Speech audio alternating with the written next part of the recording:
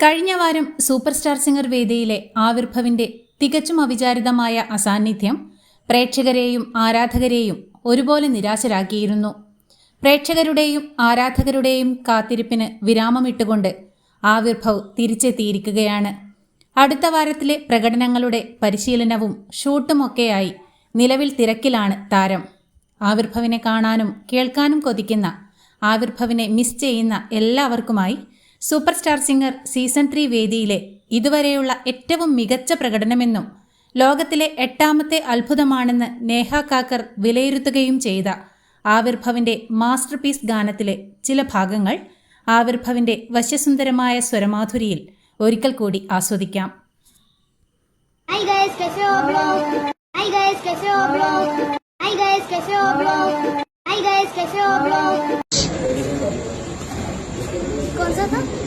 चांद को जैसे चांद को जैसे देखता चकोर है